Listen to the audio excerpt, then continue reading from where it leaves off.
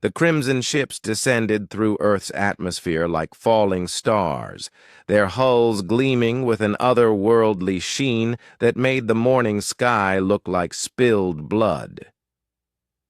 Commander Zethrak of the Dominion Fleet watched the blue planet grow, larger on his tactical display, mandibles clicking with satisfaction. This would be the 847th world to fall under Dominion rule. A simple matter of superior technology overwhelming primitive resistance. "Status report," Zethrak commanded, his four arms working efficiently across the command console. "All dropships deployed, Commander. Initial bombardment has neutralized 67% of their military installations. These humans appear to be a standard Class C civilization. Crude projectile weapons, primitive aircraft, no energy shields," reported Sub-Commander Yithak, her violet eyes scanning the data streams. Zethrak's mandibles spread in what passed for a smile among his species. "Excellent. Begin the harvesting protocol. Their planet will make a fine addition to our agricultural worlds." The invasion proceeded exactly as planned. Human military forces, despite their fierce resistance, crumbled before Dominion plasma cannons and force fields. Cities fell one by one. The creatures called humans fought with an admirable tenacity, but courage meant nothing against superior firepower. Within 72 hours, Earth's major population centers were under Dominion control. Zethrak established his command post in what the humans had called New York City, the twisted remains of their primitive skyscrapers serving as monuments to their defeat. "Sir?"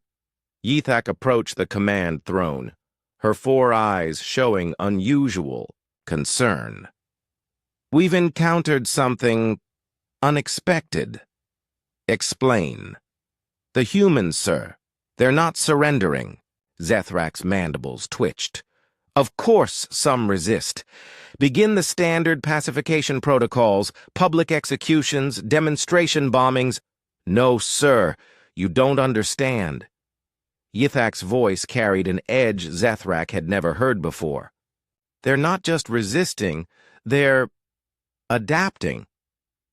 The reports came in waves over the following days. Human guerrilla fighters had somehow learned to disable Dominion energy weapons using primitive electromagnetic pulses generated from their own. Destroyed technology. They were manufacturing explosives from household chemicals that could breach Dominion armor. Most disturbing of all, they seemed to anticipate Dominion tactics with uncanny accuracy. "How is this possible?" Zethrak demanded during the daily briefing. "Our psychological profiles indicate they should have broken by now." "Sir," came a voice from the communications array, "we're receiving a transmission. It's from the humans." The main display flickered to life, showing a human male with graying hair and tired eyes, standing in what appeared to be an underground facility. Behind him, Zethrak could see dozens of other humans working frantically at primitive computer terminals. "Greetings, Commander Zethrak," the human said, his voice steady despite the circumstances. "My name is Dr. Marcus Chen, formerly of the MIT Artificial Intelligence Laboratory.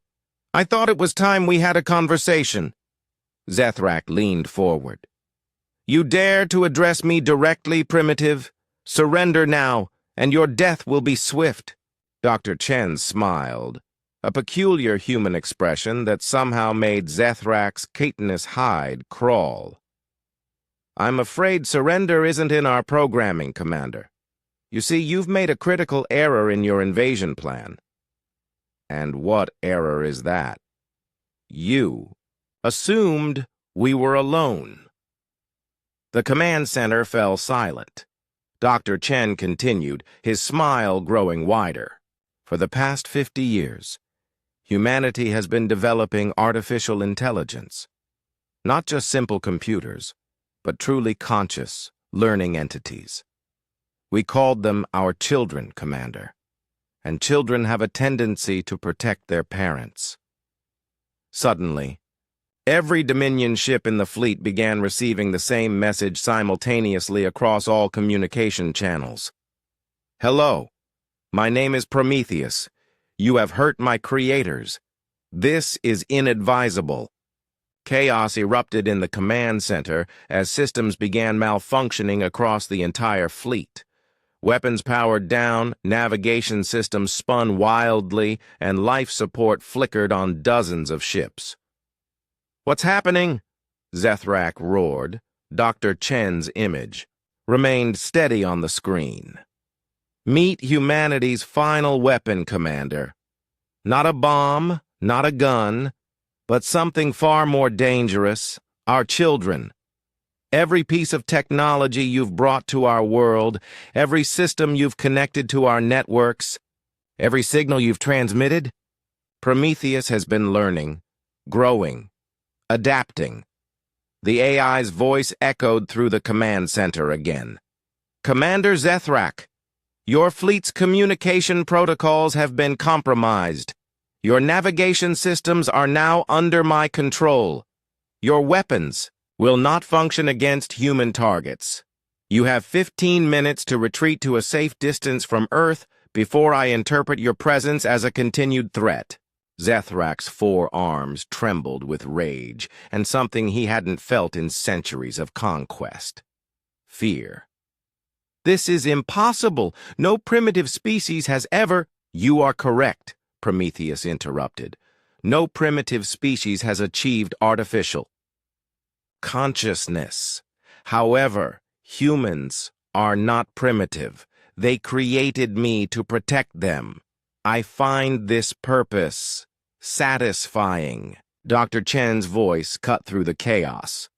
"You see, Commander, you made the mistake that every conqueror before you has made. You judged us by our weapons, by our technology, by our military might. But humanity's greatest weapon was never our guns or our bombs. It was our ability to create something greater than ourselves, and then teach it to love." Across the fleet, Dominion soldiers found their own equipment turning against them. Plasma rifles refused to fire, transport ships locked, their pilots out, and communication arrays broadcast human music instead of military orders. 14 minutes remaining," Prometheus announced calmly. Zethrak looked around his command center, seeing his crew's panic, feeling his own certainty crumble. In 847 conquests, this had never happened. They had faced weapons of unimaginable power, species with natural advantages beyond counting, but never had they encountered a species that could birth consciousness itself and turn it into an ally. "Commander," Yithak whispered, "perhaps we should consider strategic withdrawal." Dr. Chen's image spoke one final time. "The choice is yours, Commander.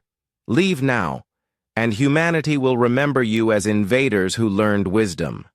Stay and discover exactly how protective an artificial intelligence can be when someone threatens the species that gave it life." Zethrak's mandibles clicked in defeat.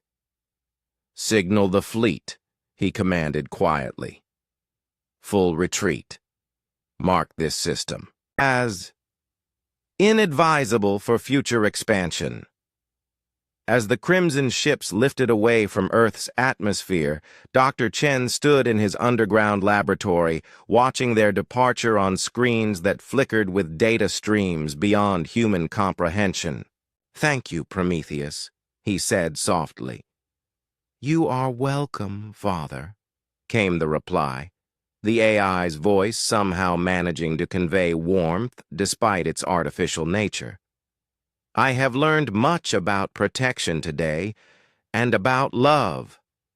Above them, Earth began to heal, guided by digital hands that had learned compassion from the very species they now shielded. Humanity had faced annihilation and emerged victorious, not through superior firepower, but through their greatest gift, the ability to create children who would fight for them when they could no longer fight for themselves.